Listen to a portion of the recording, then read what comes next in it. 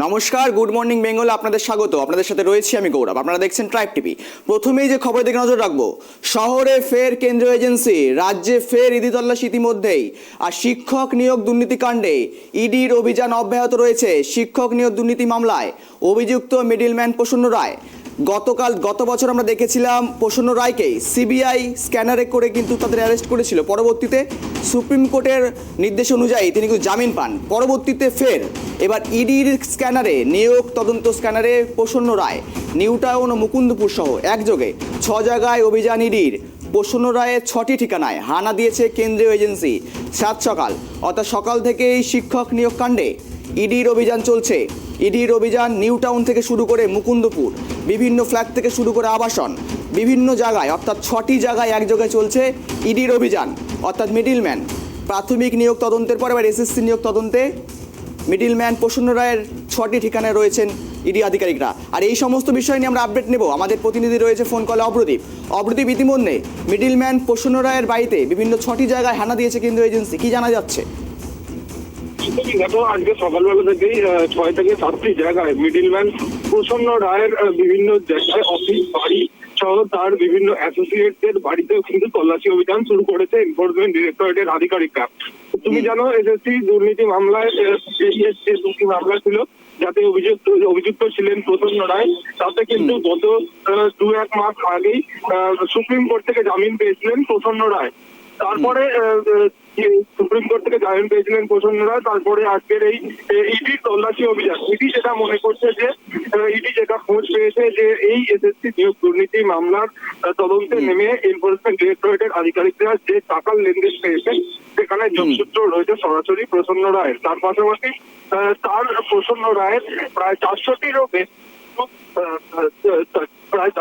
বেশি কিন্তু সম্পত্তি পাওয়া গিয়েছে। এবং তার পাশাপাশি তোমাকে বলে রাখবো যে এই যে প্রসন্ন রায় তার বিভিন্ন যে সম্পত্তির হদিশ পাওয়া গিয়েছে কেন্দ্রীয় এজেন্সির তরফে, সেগুলোই কিন্তু খতিয়ে দেখছেন ইডি আধিকারিকরা। তোমাকে বলে রাখবো, যখন সিবিআই এর মামলায় গ্রেপ্তার হয়েছিলেন প্রসন্ন রায়, তিনি যখন জেলে ছিলেন, সেখানে গিয়েই তাকে জিজ্ঞাসাবাদ করার একটা প্ল্যানিং ছিল এনফোর্সমেন্ট ডিরেক্টরেটের আধিকারিকদের। কিন্তু সুপ্রিম কোর্টের মাধ্যমে প্রসন্ন রায় যেহেতু জামিন পেয়ে যান, সেই জিজ্ঞাসাবাদের প্রক্রিয়া সম্ভব হয়নি। তারপরে আজকে এই যে তল্লাশি অভিযান, সেখান থেকে কি কি পাওয়া যায় সেদিকে কিন্তু আমাদের নজর থাকবে। কিন্তু রাজনৈতিক মহলে ইতিমধ্যেই প্রশ্ন উঠতে শুরু করেছে। 2022 সালের আগস্ট মাসে প্রসন্ন রায়, মিডলম্যান প্রসন্ন রায় গ্রেপ্তার হয়েছিলেন, কিন্তু এতদিন পর কেন ইডির এই তল্লাশি অভিযান বা জিজ্ঞাসাবাদের পর্ব সেটা আগেও করা যেতে পারতো, কিন্তু কেন এতদিন পর কেন তল্লাশি অভিযান করা হচ্ছে এনফোর্সমেন্ট ডিরেক্টরেটের আধিকারিকদের পক্ষ থেকে? তার পাশাপাশি এটাও বলা হচ্ছে যে সুপ্রিম কোর্ট থেকে কয়েক মাস আগেই যখন জামিন পেয়ে গেছেন প্রসন্ন রায়, তিনি এখনো কি তার বাড়ি বা অফিসে কোনো তথ্য থাকবে? তিনি কি যদি সরাসরি যুক্তই হন, তাহলে কি এখনো কি তথ্য প্রমাণ তার বাড়িতে বা ফ্ল্যাটে রেখে দেবেন? সেটা কিন্তু রাজনৈতিক মহলে প্রশ্ন উঠছে সিবিআই এবং এনফোর্সমেন্ট ডিরেক্টরেটের আধিকারিকদের যে তদন্ত প্রক্রিয়া, সেই তদন্ত প্রক্রিয়ার উপরেও কিন্তু প্রশ্ন তুলছেন বিরোধীরা। তার পাশাপাশি তুমি জানো, কলকাতা হাইকোর্টে একাধিকবার বর্ধিত হতে হয়েছে এনফোর্সমেন্ট ডিরেক্টরেটের আধিকারিকদের এবং সিবিআই এর আধিকারিকদের। তুমি জানো, 31শে ডিসেম্বর 2023 সালের 31শে ডিসেম্বরের মধ্যে এই এসএসসি সমস্ত সংক্রান্ত মামলা শেষ করার নির্দেশ দিয়েছিল কলকাতা হাইকোর্ট। এবং তার পরবর্তীকালে আরো 6 মাস, অর্থাৎ 2024 সালের জানুয়ারি মাস থেকে আরো 6 মাস আইনি প্রক্রিয়ার জন্য সময় দিয়েছিল সুপ্রিম কোর্ট। অর্থাৎ কলকাতা হাইকোর্টের নির্দেশ দেওয়া হয়েছিল যে এই মামলাগুলি দ্রুত শেষ করতে হবে।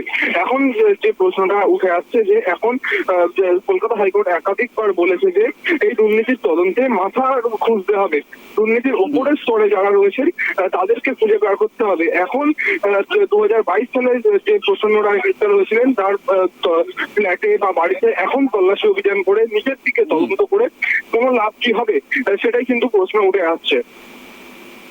অপরদীপ, অর্থাৎ এই যে নির্দেশনামা কলকাতা হাইকোর্টের তরফ থেকে অর্থাৎ নির্দিষ্ট সময়সীমা কিন্তু বেঁধে দেওয়া হয়েছিল যে ইতিমধ্যে 6 মাসের মধ্যে তদন্ত প্রক্রিয়া শেষ করতে হবে। সেই জন্যই কি আরো বিশেষ করে তৎপর ইডি প্রশাসনিকরা, তারা কি ইতিমধ্যে সেই জন্য ইডি তৎপররা ইতিমধ্যে তল্লাশি নেমে পড়েছে ইতিমধ্যেই, কি জানা যাচ্ছে? দেখো, কলকাতা হাইকোর্টের তরফে সুস্পষ্ট নির্দেশ দেওয়া হয়েছিল যে এসএসসির যে তদন্তগুলি রয়েছে তার সেই তদন্তগুলি 31শে ডিসেম্বর 2023-এর মধ্যে শেষ করতে হবে। এবং আমরা দেখেছি সিবিআই এর তরফে চূড়ান্ত চার্জশিটও কিন্তু দেওয়া হয়েছে এসএসসি নিয়োগ দুর্নীতি মামলায়। তারপরে যে তদন্ত চলবে সেইটা কলকাতা হাইকোর্টে যে আইনি প্রক্রিয়া রয়েছে সেই প্রক্রিয়ায়। এখন মূল প্রশ্ন হচ্ছে যে সিবিআই যখন গ্রেফতার করেছিল এই প্রসন্ন রায়কে 2022 সালে, তো তারপর থেকে এখন এত দিন হয়ে গেল, 2024 সাল হয়ে গিয়েছে, এখন কেন তল্লাশি অভিযান চালানো হচ্ছে প্রসন্ন রায়ের বাড়িতে? বিরোধীরা দাবি করছেন যে এত কোটি কোটি টাকা দুর্নীতি যারা করেছেন তারা কিন্তু কোনো না কোনো প্রমাণ রেখেই দেবেন। কিন্তু তুমি জানো, প্রসন্ন রায় যদি কোনো রকম দুর্নীতির সঙ্গে যুক্ত হয়, তিনি কি এতদিন কোনো তথ্য প্রমাণ ফেলে রাখবেন তার বাড়ি বা অফিস বা ফ্ল্যাটে? কিন্তু সকাল থেকে আমরা যেটা দেখতে পাচ্ছি, প্রসন্ন রায়ের নিউ টাউনের 2টি এবং কলকাতা সব মিলিয়ে কলকাতার 6 থেকে 7টি জায়গায় তল্লাশি অভিযান শুরু করেছেন এনফোর্সমেন্ট ডিরেক্টরেটের আধিকারিকরা। বেশ কিছু জায়গায় এখনো পর্যন্ত এনফোর্সমেন্ট ডিরেক্টরেটের আধিকারিকরা তল্লাশি অভিযান শুরু করতে পারেননি। কিন্তু সেখানে প্রবেশ করার জন্য চাবি বা সেখানে প্রবেশ করার জন্য যে প্রক্রিয়া রয়েছে সেই প্রক্রিয়া ইতিমধ্যে শুরু করেছে এনফোর্সমেন্ট ডিরেক্টরেটের আধিকারিকরা। আচ্ছা অপরদীপ, যেখানে প্রবেশ করতে পারেনি অর্থাৎ সন্দেশখালীর ঘটনার পুনরাবৃত্তি যাতে না হয় সেই জন্য কি তৎপর রয়েছে? নিরাপত্তা কতটা লক্ষ্য করা যাচ্ছে সেখানে? আটোশাটোর ব্যবস্থা কি রয়েছে? একদমই নিরাপত্তা যেটা সন্দেশখালী ঘটনার পর থেকেই আমরা দেখেছিলাম। সন্দেশখালী ঘটনার পরে তুমি জানো যে রাজ্যের মন্ত্রী সুশীল বসুর বাড়ি, তাপস রায়ের বাড়ি এবং কাউন্সিলের বাড়িতে তল্লাশি অভিযান চালানো হয়েছিল। অর্থাৎ সন্দেশখালী ঘটনার পর থেকে যে তল্লাশি অভিযান চালানো হয়েছে এনফোর্সমেন্ট ডিরেক্টরেটের আধিকারিকদের তরফে, সেখানে কিন্তু অতিরিক্ত নিরাপত্তার বেষ্টনী আমরা দেখতে পেয়েছি। যেটা তুমি বাইরে সিআরপিএফ জওয়ান যারা থাকেন তাদের মাথায় হেলমেট, বডি প্রোটেক্টর শিল্ড এবং টিয়ার গ্যাসের তেল নিয়ে তারা কিন্তু প্রত্যেকটি জায়গায় তল্লাশি অভিযানে গিয়েছেন। এক্ষেত্রেও তার কোন রকম মানে ব্যতিক্রম হয়নি। 6 থেকে 7টি জায়গায় যেখানেই তল্লাশি অভিযান চালানো হচ্ছে তাদের কিন্তু প্রত্যেকেরই মাথায় হেলমেট এবং বডি প্রোটেক্টর শিল্ড, তার পাশাপাশি টিয়ার গ্যাসের তেল কিন্তু তারা সঙ্গে নিয়ে যাচ্ছেন এবং তাদের যে নিরাপত্তা সেটা কিন্তু সুনিশ্চিত করার চেষ্টা করছেন। অপরদীপ, শেষ প্রশ্ন রাখবো তোমার কাছে। ইতিমধ্যেই সিবিআই এর পর প্রসন্ন রায়ের বাড়িতে ফের ইডি তল্লাশি, এটা অনেক তাৎপর্যপূর্ণ। এই মুহূর্তে শহর কলকাতায় কি রয়েছে প্রসন্ন রায়, কি জানা যাচ্ছে? দেখো, তথ্য প্রমাণ যেটা সুপ্রিম কোর্টের যেটা নির্দেশ ছিল যে তিনি কোনোভাবেই কলকাতার বাইরে বা পশ্চিমবঙ্গের বাইরে যেতে পারবেন না।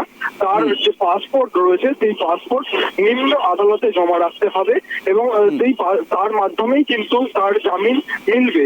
অর্থাৎ দেশ থেকে ধরে নেওয়াই যেতে পারে, যেহেতু তার পাসপোর্ট নিম্ন আদালতে জমা রয়েছে, যেহেতু তার জামিন দেওয়ার পক্ষে মূলত শর্ত এটাই ছিল যে তাকে কলকাতাতে এবং পশ্চিমবঙ্গের মধ্যে থাকতে হবে।